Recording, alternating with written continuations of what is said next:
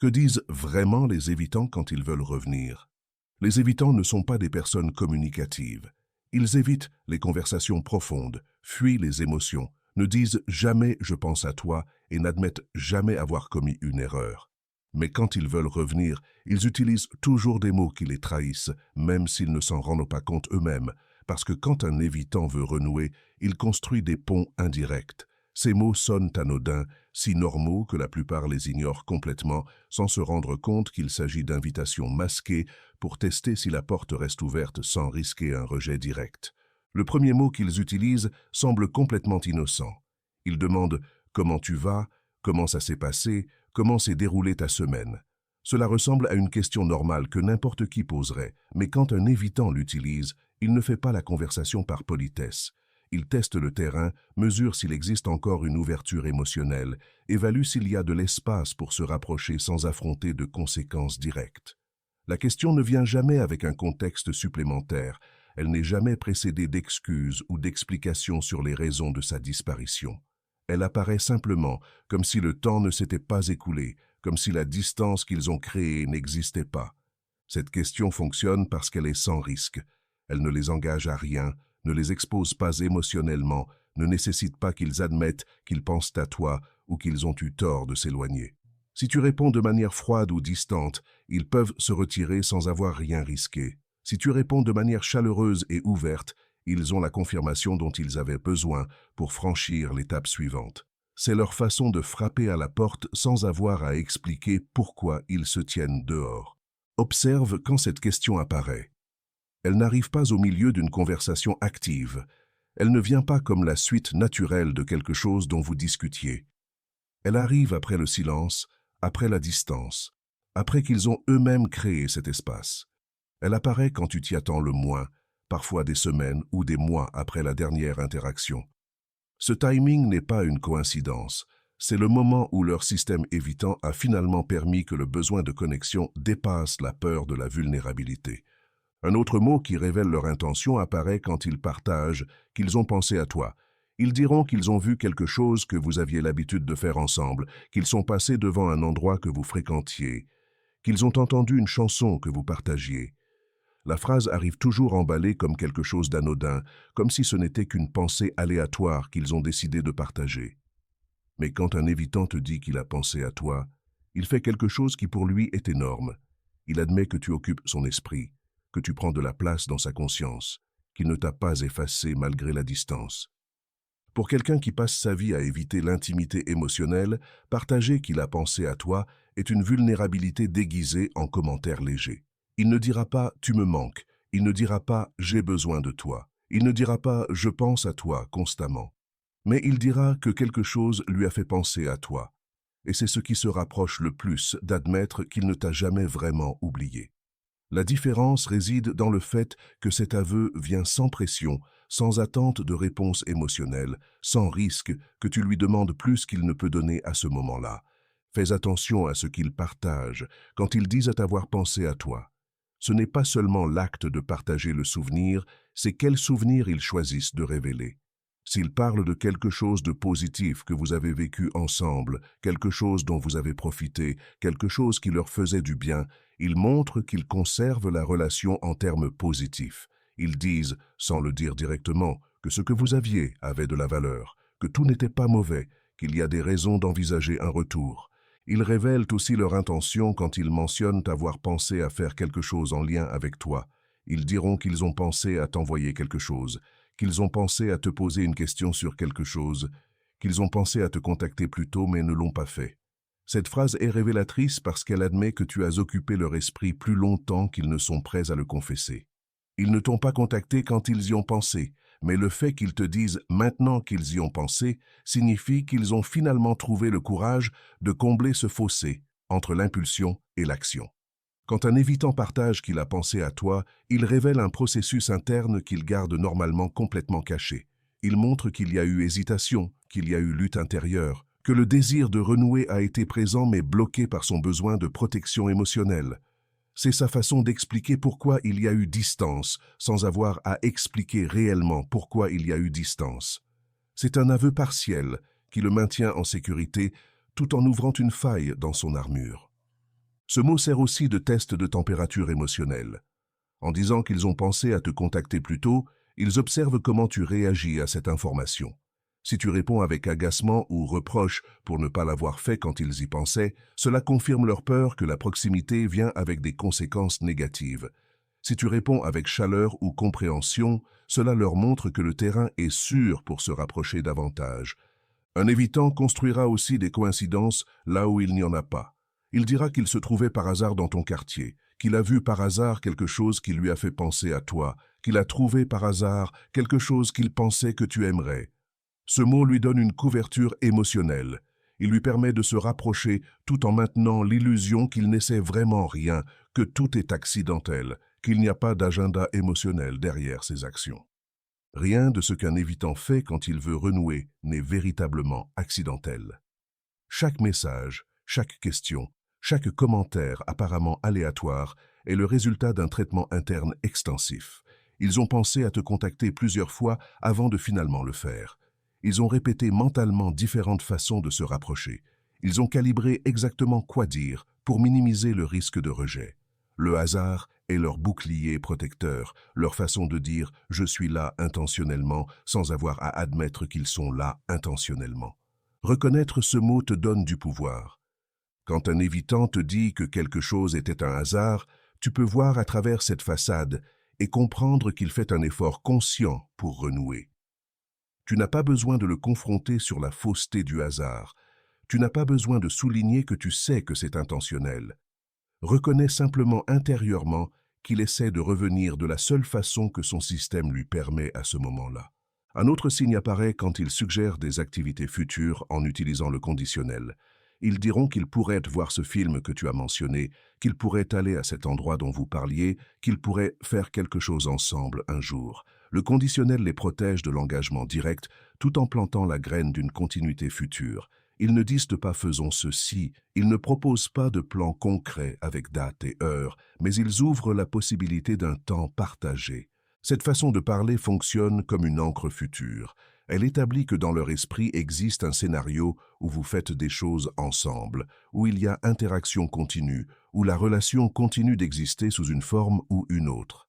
Pour un évitant qui a maintenu la distance, parler de projets futurs, même vagues et conditionnels, représente un mouvement vers la proximité. Il permet à son esprit de visualiser une connexion continue plutôt qu'une séparation permanente.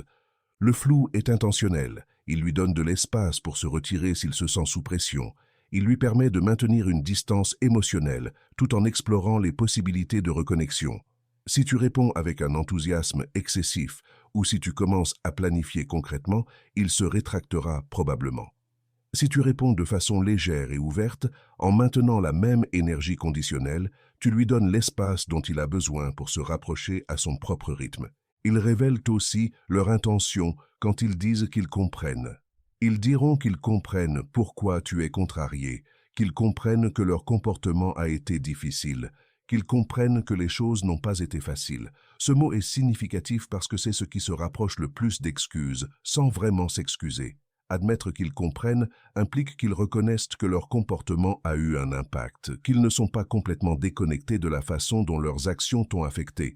Pour quelqu'un qui minimise ou évite normalement la responsabilité émotionnelle, dire qu'ils comprennent représente un pas vers la validation.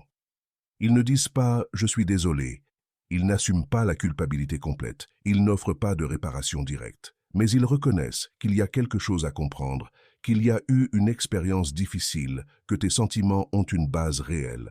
Cette validation partielle est leur façon de construire un pont sans s'exposer complètement. Le mot sert aussi de test pour savoir s'il est sûr de montrer plus de vulnérabilité. Si tu réponds en acceptant leur compréhension sans exiger d'excuses formelles, tu leur montres qu'ils peuvent se rapprocher sans affronter une confrontation immédiate. Si tu réponds en exigeant plus, en demandant des excuses complètes ou des explications détaillées, ils se refermeront probablement et reviendront à leur schéma de distance. Ils mesurent si l'environnement émotionnel permet un rapprochement graduel ou s'il nécessite une défense immédiate. Un évitant exprimera aussi la nostalgie de manière indirecte. Il dira qu'il regrettait de faire certaines choses, qu'il regrettait certains endroits que vous fréquentiez ensemble, qu'il regrettait certaines expériences que vous partagiez. Il ne dira jamais « tu me manquais » directement. La différence est cruciale. Regretter des activités partagées lui permet d'exprimer la nostalgie sans déclarer un besoin émotionnel direct de la personne. C'est un aveu indirect qui maintient la distance émotionnelle tout en reconnaissant que quelque chose s'est perdu quand ils se sont éloignés. Cette façon d'exprimer le manque est sûre parce qu'elle extériorise le sentiment. Ils ne disent pas « tu me manques », ils ne disent pas « j'ai besoin de ta présence », ils ne disent pas « ma vie est vide sans toi ». Ils disent que certains éléments externes qu'ils associent à toi sont absents de leur vie actuelle. Ils peuvent facilement se retirer de cet aveu si nécessaire parce qu'ils n'ont pas exposé directement leurs besoins émotionnels. Quand un évitant partage qu'il regrettait quelque chose lié à toi, il ouvre une conversation sur la reconnexion sans avoir à demander la reconnexion directement. Il dit qu'il remarque ton absence de manière concrète, qu'il y a eu perte tangible, que la mise à distance a eu un coût réel pour eux. Si tu réponds en partageant que tu regrettais aussi ces expériences, tu leur donnes la permission d'explorer s'il est possible de les recréer sans exiger un engagement émotionnel immédiat. Un autre signe apparaît dans les questions sur ton bien-être personnel. Ils demanderont comment tu dors, si tu manges bien, si tu prends soin de toi. Ces questions semblent générales, mais révèlent une préoccupation pour ton état. Pour quelqu'un qui évite l'intimité émotionnelle, poser des questions sur le bien-être personnel nécessite de se permettre de se soucier de comment tu vas, de reconnaître que ton état les affecte, d'admettre que ta santé et ton bonheur ont de l'importance pour eux. Ces questions révèlent aussi qu'ils ont pensé à toi de façon plus profonde qu'ils ne l'admettraient. Demander si tu dors bien implique qu'ils ont envisagé que tu ne dors peut-être pas bien, que ta vie n'est peut-être pas complètement tranquille, que la mise à distance a pu avoir un impact sur toi. Ils montrent une conscience que tu es une personne complète avec des besoins physiques et émotionnels, pas seulement quelqu'un qui existait dans leur orbite.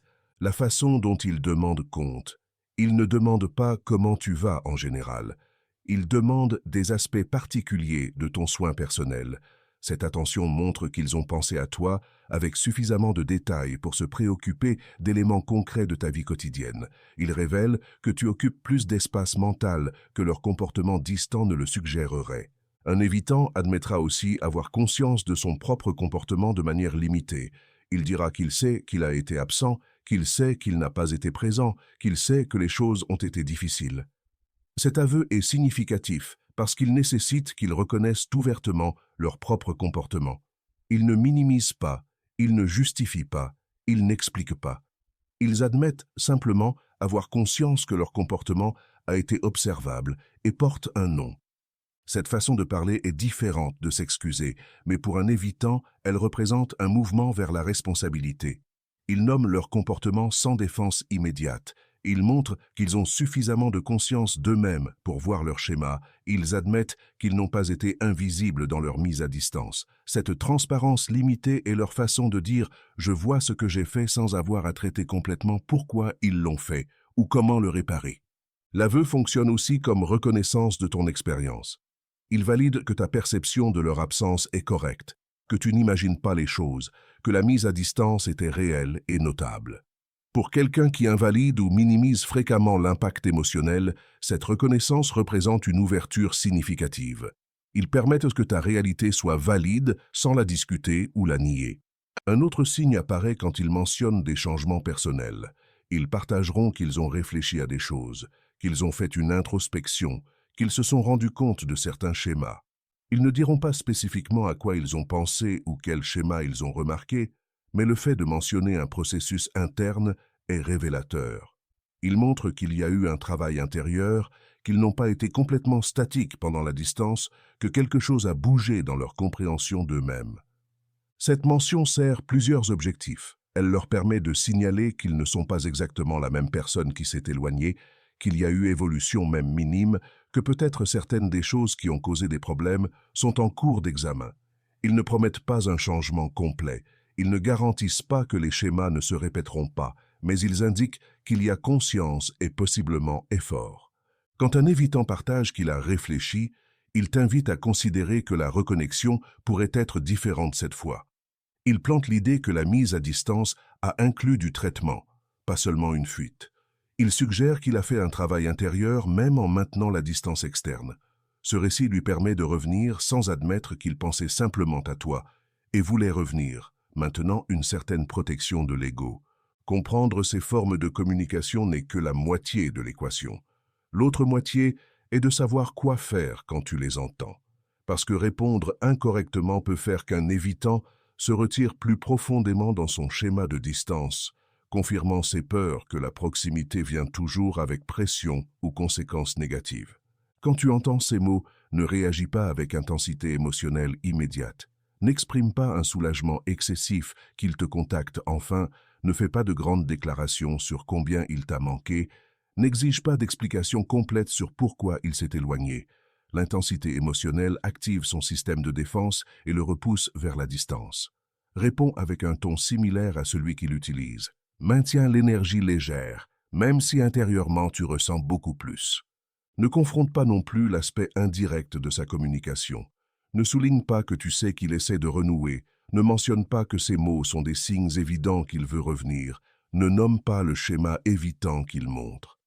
Cette confrontation, même si elle est précise, ressemble à une exposition et une vulnérabilité forcée. Cela lui fait sentir vu de manière inconfortable, comme si sa stratégie protectrice avait été démantelée, et il répond généralement en se retirant. Crée de l'espace pour un rapprochement graduel, sans exiger d'engagement immédiat. S'il demande comment tu vas, réponds honnêtement mais sans charger la réponse d'émotion sur la relation.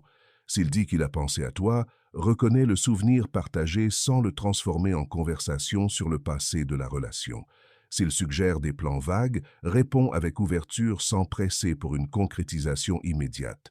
Donne-lui de l'espace pour bouger vers toi sans sentir que chaque pas nécessite une décision énorme. Reconnais ses tentatives de connexion sans les amplifier. Quand il montre une vulnérabilité limitée, valide-la proportionnellement. Ne traite pas une simple question comme une déclaration d'amour profond. N'interprète pas une mention désinvolte comme un engagement significatif. Ne transforme pas une petite ouverture en grand espoir. Maintiens une perspective réaliste sur ce qu'ils offrent à chaque moment, en répondant à ce qui est réellement présent sans projeter ce que tu souhaites que cela signifie. Établis tes propres limites, tout en permettant le rapprochement. Tu n'as pas besoin de rendre toute la relation facile et sûre simplement parce qu'un évitant essaie de revenir. Tu peux être ouverte à la reconnexion tout en maintenant des attentes raisonnables. Tu peux répondre à ces tentatives de rapprochement sans abandonner tes besoins. Tu peux créer de l'espace pour qu'il se rapproche de toi sans devenir une personne complètement disponible, peu importe comment il se comporte. Observe si les mots s'accompagnent d'actions congruentes. Un évitant peut utiliser toutes ces formes de communication tout en maintenant des schémas de comportement qui contredisent l'intention de reconnexion réelle. Fais attention à savoir si le contact devient plus cohérent ou reste sporadique. Observe si le rapprochement progresse naturellement ou stagne au même niveau de distance. Note s'il commence à t'inclure dans sa vie de manière concrète ou si toute la reconnexion n'existe qu'en conversation. Ne suppose pas que reconnexion signifie relation automatique. Quand un évitant utilise ces mots, il teste s'il est possible de revenir. Il ne déclare pas qu'il veut définitivement une relation complète. Il explore si l'environnement émotionnel permet la proximité, il ne s'engage pas à l'intimité profonde. Maintient du réalisme sur ce qui se passe, permettant que la reconnexion se développe naturellement sans presser pour des définitions ou étiquettes immédiates. Prends soin de ton propre processus émotionnel pendant ce rapprochement. Ne subordonne pas complètement tes besoins à rendre un évitant confortable dans sa reconnexion. N'ignore pas tes propres sentiments sur la mise à distance qu'il a créée. Ne minimise pas l'impact que son comportement a eu sur toi juste pour faciliter son retour. Tu peux créer de l'espace pour qu'il revienne tout en honorant aussi ta propre expérience et tes besoins émotionnels. La réalité est que ces mots révèlent l'intention, mais ne garantissent pas le suivi. Un évitant peut montrer tous ces signes de vouloir revenir, puis se retirer à nouveau s'il se sent sous pression ou effrayé. Il peut se rapprocher et s'éloigner plusieurs fois pendant qu'il traite sa propre peur de l'intimité. Il peut utiliser ces mots en voulant genuinement renouer, mais sans avoir la capacité réelle de maintenir une proximité cohérente. Ton travail n'est pas de déchiffrer parfaitement chaque mot ou de créer les conditions parfaites pour qu'il revienne. ton travail est de décider si tu veux être disponible pour une reconnexion avec quelqu'un qui communique de cette façon, qui gère la proximité avec ce niveau de difficulté, qui répétera probablement les schémas de mise à distance même s'il revient. Les mots te donnent de l'information, mais tu décides quoi faire avec cette information en te basant sur ce dont tu as besoin dans une relation, pas seulement sur ce qu'ils sont capables d'offrir à ce moment-là. Reconnaître ces formes de communication te donne du pouvoir parce que cela élimine la confusion. Tu ne te demandes plus s'ils essaient quelque chose ou si tu imagines des signes. Tu sais exactement ce qu'ils font, même quand ils ne peuvent pas le nommer directement eux-mêmes. Cette clarté te permet de répondre consciemment au lieu de réagir depuis l'espoir ou la peur. Elle te permet de prendre des décisions informées sur si tu veux participer à ce processus de reconnexion graduelle et indirecte. Les mots qu'un évitant utilise quand il veut revenir ne seront jamais les mots que tu souhaites entendre. Ce ne seront pas des excuses complètes, ce ne seront pas des déclarations d'amour, ce ne seront pas des engagements clairs de changement. Ce seront des approches prudentes, des tests soigneux, des ouvertures minimales. Mais pour un évitant, ces mots représentent l'effort maximal à ce moment-là. Ils représentent tout le risque émotionnel qu'ils peuvent tolérer pendant qu'ils essaient de combler l'écart qu'ils ont créé. Ta décision n'est pas seulement si tu reconnais les mots, mais si tu es prête à participer à une reconnexion qui communique de cette façon. Si tu es prête à construire la proximité avec quelqu'un qui ne dira probablement jamais directement ce qu'il ressent ou veut. Si tu es prête à traduire constamment la communication indirecte en intention réelle. Si tu es prête à créer une relation avec quelqu'un dont le système opérationnel émotionnel rend la proximité fondamentalement difficile pour eux. Il n'y a pas de bonne réponse à cette décision. Certaines personnes trouvent de la valeur dans une relation avec un évitant qui essaie genuinement, même quand cet essai semble limité et prudent. D'autres personnes ont besoin d'une communication plus directe et d'une proximité plus cohérente pour se sentir en sécurité dans une relation. Les deux réponses sont valides, et ton choix doit se baser sur ce dont tu as besoin, pas sur ce qu'un évitant peut offrir. Si tu décides de participer à ce processus de reconnexion, fais-le les yeux ouverts. Comprends que ces mots sont probablement le maximum que tu recevras en termes de communication émotionnelle directe. Comprends que le schéma de rapprochement et mise à distance continuera probablement à un certain niveau. Comprends que tu feras un travail émotionnel constant de traduction de communication indirecte et de création d'espaces sûrs pour quelqu'un qui lutte avec la proximité. Décide consciemment si ce travail vaut la relation que tu peux construire. Si tu décides que tu ne veux pas participer, c'est aussi complètement valide. Tu n'as aucune obligation de rendre la relation facile pour quelqu'un simplement parce qu'il fait de petites tentatives de revenir. Tu n'as pas à accepter la communication indirecte comme suffisante simplement parce que c'est difficile pour eux de communiquer directement. Tu n'as pas à subordonner tes besoins de proximité cohérente simplement parce que leur système rend la proximité compliquée pour eux. Tu peux reconnaître leur effort et quand même décider que ce n'est pas suffisant pour ce dont tu as besoin. Les mots qu'un évitant utilise quand il veut revenir sont une carte de son processus interne, mais ne sont pas une garantie de destination. Ils te montrent l'intention présente, mais ne prédisent pas le comportement futur. Ils te donnent de l'information sur ce qui se passe à ce moment-là, mais ne te disent pas comment la relation se développera si tu décides de permettre la reconnexion. Utilise cette information sagement et utilise-la au service de tes propres besoins, pas seulement au service de les rendre confortables dans leur retour. Si cette vidéo t'a aidé à mieux comprendre la communication évitante, laisse-moi un commentaire en partageant si tu as entendu ces mots et comment tu as répondu. Mets un like si tu veux plus de contenu sur les schémas d'attachement et abonne-toi pour ne pas manquer les prochaines vidéos. Merci d'avoir regardé.